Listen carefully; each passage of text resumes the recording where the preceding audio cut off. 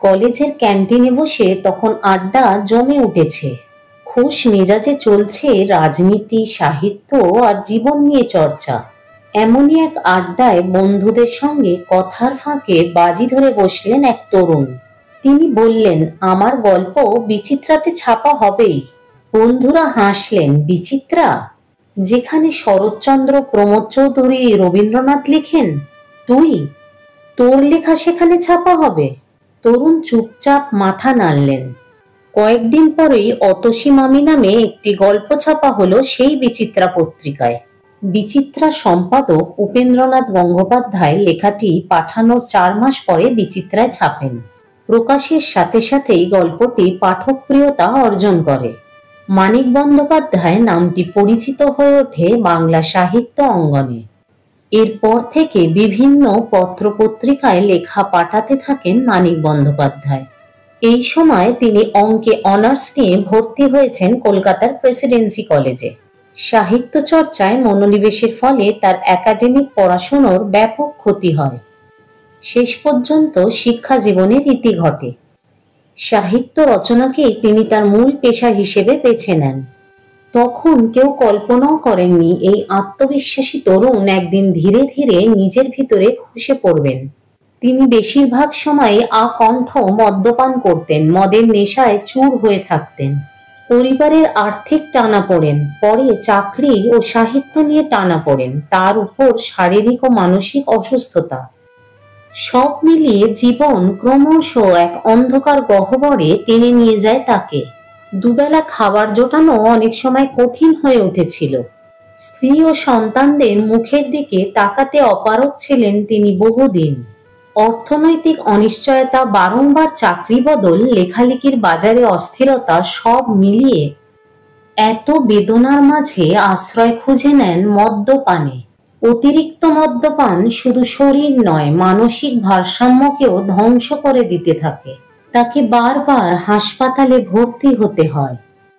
বন্ধুরা বলেন, অনেক দিন সন্ধ্যাবেলায় তাকে দেখা যেত বেহাল অবস্থায়। হাঁটতে পারছেন না, কথা জড়িয়ে পড়ছে, চোখে দৃষ্টি নেই। এই তো সেই মানিক বন্দ্যোপাধ্যায়, পুতুল নাচের ইতিকথার স্রষ্টা। হাসপাতালে ভর্তি থাকাকালীন সেখানে তিনি লেখেন না, কথা বলেন না, চুপচাপ তাকিয়ে থাকেন দূরে। এমন পরিণতি তার হলো কি করে? ফিরে যাওয়া যাক তার জীবনের শুরুর দিকে। 4 ভাই বোনের পর জন্ম হলো ঘুটঘুটে এক কালো ছেলের। অমন গায়ের রং দেখে আঁতুর ঘরেই নাম দেওয়া হলো কালো মানিক। বামুনের ছেলে, রীতিমতো গণক ডেকে জন্ম ঠিকুজি তৈরি করা হলো। ঠিকুজিতে নাম রাখা হলো অধরচন্দ্র বন্দ্যোপাধ্যায়। সেই নামে কেউ কোনো দিনও ডাকল না। এমনকি বাবা হরিহর বন্দ্যোপাধ্যায় সাত করে ছেলের নাম রাখলেন প্রবোধ কুমার। সেই নামও আড়ালেই থেকে গেল, ভালোবেসে কালো মানিক বলেই ডাকতো সকলে। তারপর যা হয়, বয়স বাড়তে কালো মানিক থেকে কালো গেল খসে, পড়ে রইল শুধু মানিক। ওই নামেই জীবনের প্রথম গল্প অতসী মামি ছাপা হয়েছিল, যা আগেই আমি বললাম। এই গল্পটি লিখে গল্পকারের নাম প্রবোধ কুমার বন্দ্যোপাধ্যায় লিখতে গিয়ে তিনি থমকালেন। জীবনের প্রথম গল্প, সম্পাদকের পছন্দ হবেই সে বিষয় নিশ্চিত।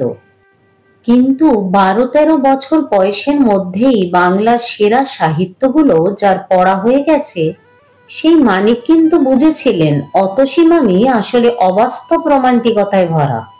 সেই সংকোচেই প্রমোদ কুমারের বদলে লিখলেন মানিক বন্দ্যোপাধ্যায়। তারপর আর কি, সেই গল্প নিয়েই নিজেই শটান হাজির বিচিত্রা পত্রিকার দফতরে। সম্পাদক উপেন্দ্রনাথ সেই সময় দফতরে ছিলেন না।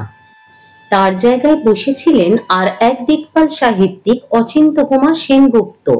স্মৃতিকথায় অচিন্ত্য কুমার লিখছেন, একদিন বিচিত্রার দফতরে কালোপনা একটা লম্বা ছেলে এলো।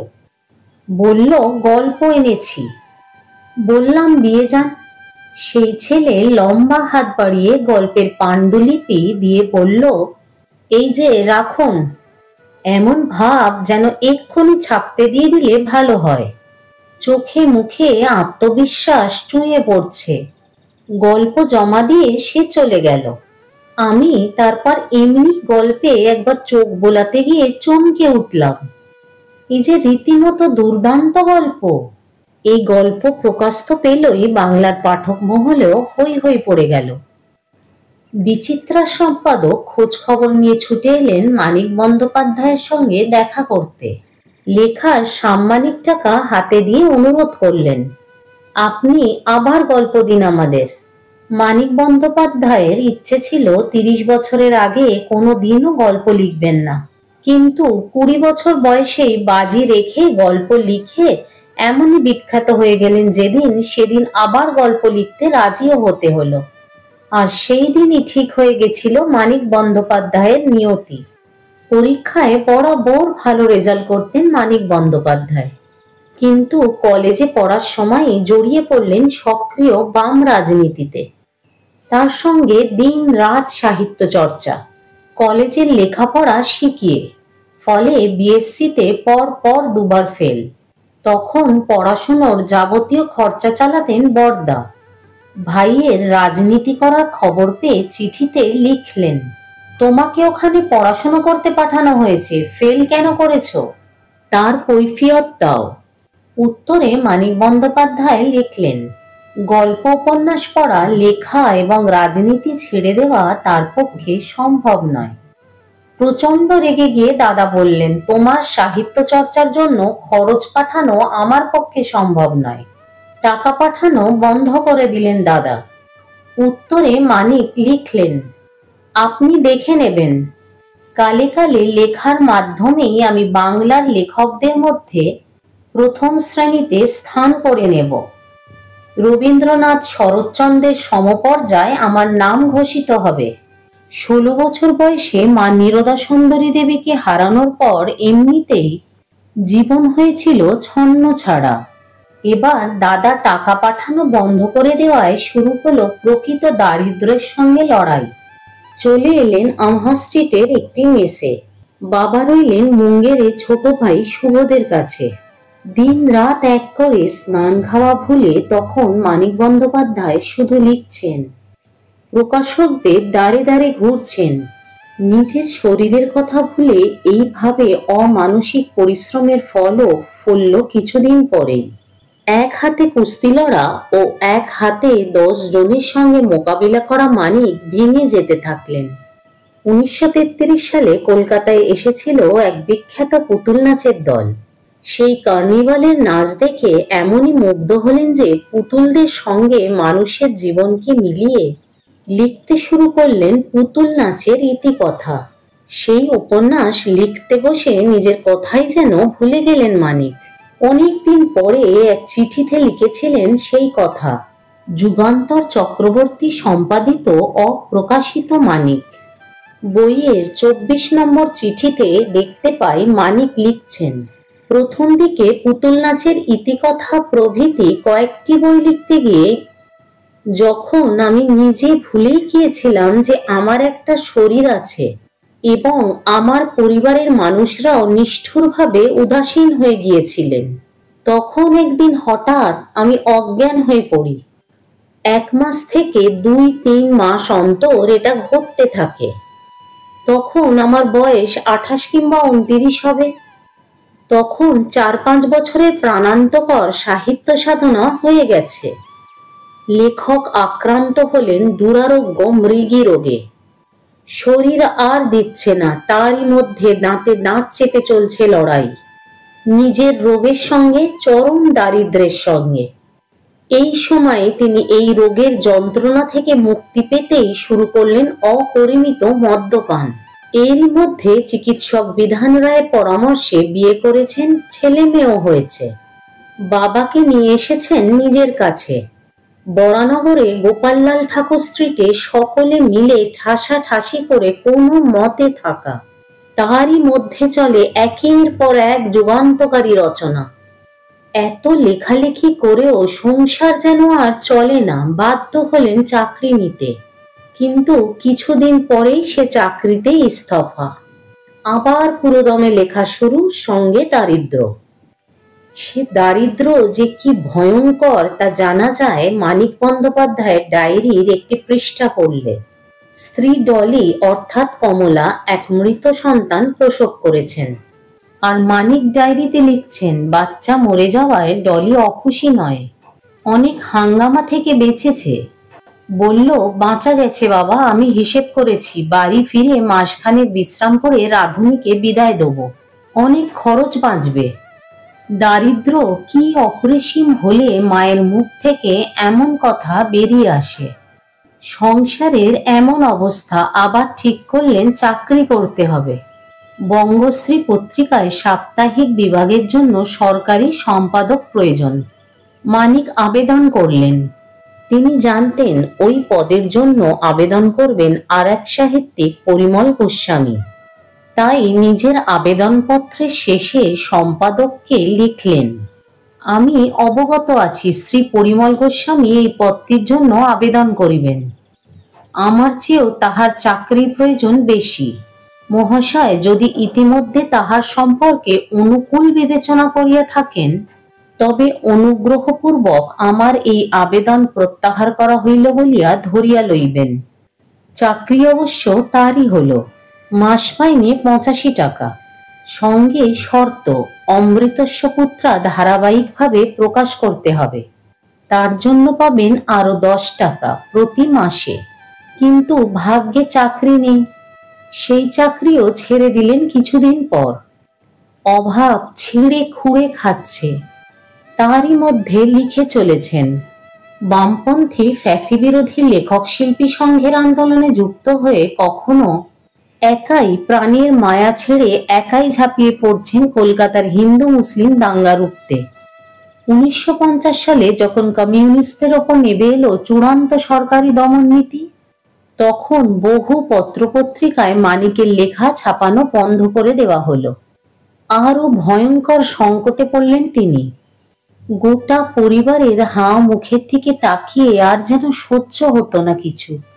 এক সময় ধিক্কার লাগতো নিজের প্রতি। মদ বাড়ছিল আর বাড়ছিল ক্ষয়। মদ ছাড়তে চেষ্টা করেও পেরে উঠছিলেন না।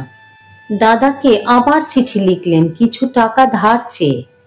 দাদা চিঠির উত্তরে লিখলেন, আত্মীয় হোক বা অনাত্মীয় আমি কাউকে টাকা ধার দিই না।